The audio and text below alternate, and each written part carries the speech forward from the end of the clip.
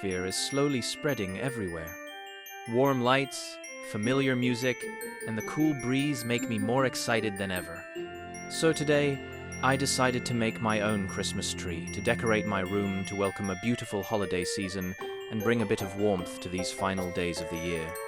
So, let's get started.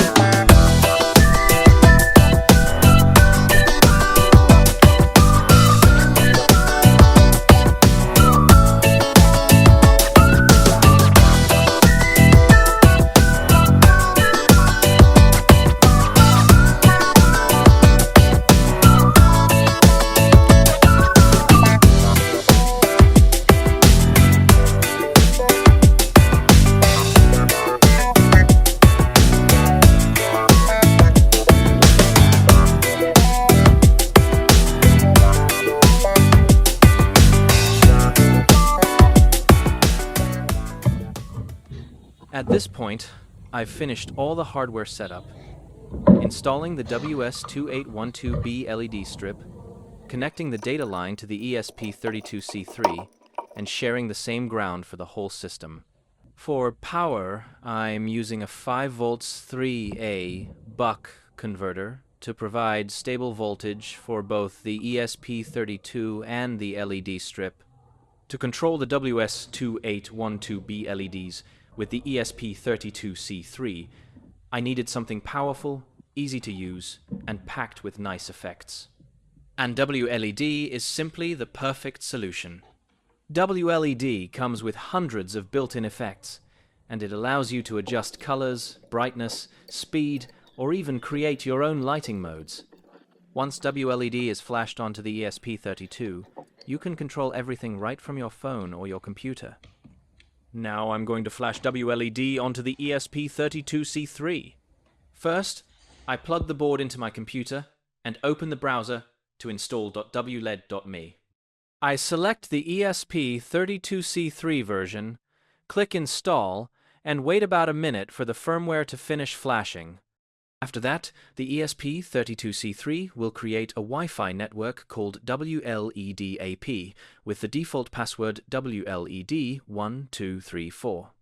I connect to this network, then open my browser and go to 4.3.2.1 to access the configuration page.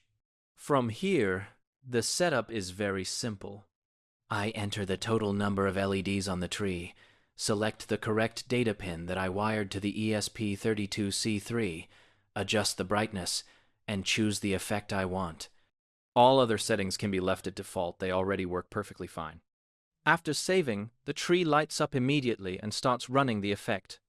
So that's the whole WLED setup done, and now I can finally try out some effects to see how it looks.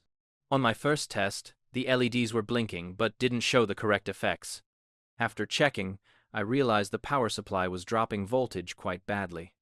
My mistake was estimating the power requirement by feel instead of calculating it properly.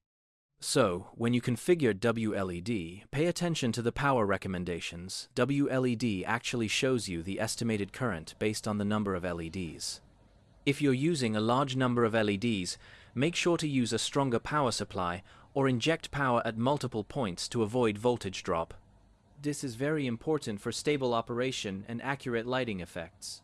Note that the LED strip draws the most power when the brightness is set to 100% and the color is white. White is actually a combination of all three RGB channels. So, to produce white, all internal LED chips must run at full power, which significantly increases power consumption. Because of that, I decided to use an external 5 volts 10A power supply along with thicker copper wires to reduce voltage drop across the entire tree. After upgrading the power and wiring, the system became completely stable. Next, to achieve proper 2D lighting effects for the tree instead of simple 1D effects running along the strip, I needed to configure the LED mapping section in WLED. Here, you can define how the LEDs are arranged, the number of rows, columns, whether the strip wraps in a spiral or layers, and the direction of each segment. Once the mapping is correct, effects like waves, spirals, and surface sweeps will match the actual 3D shape of the tree instead of looking distorted.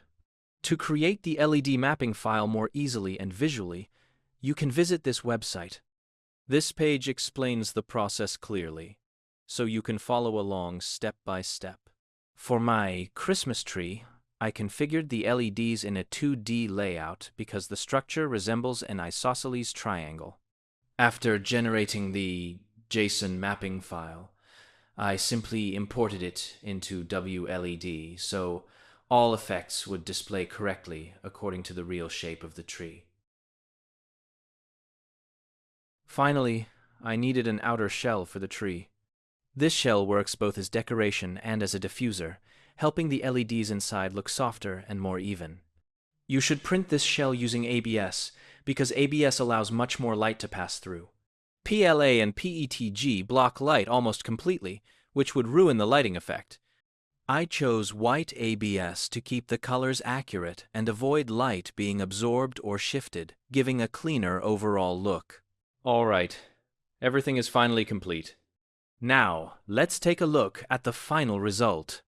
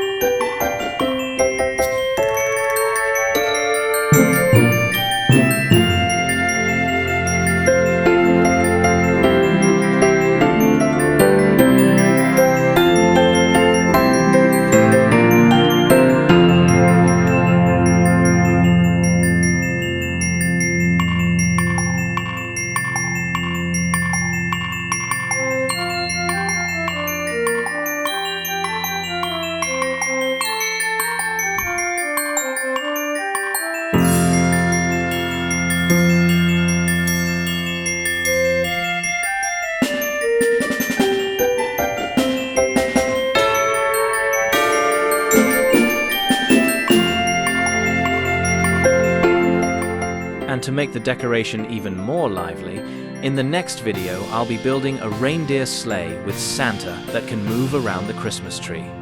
So stay tuned for that! What do you think about this idea?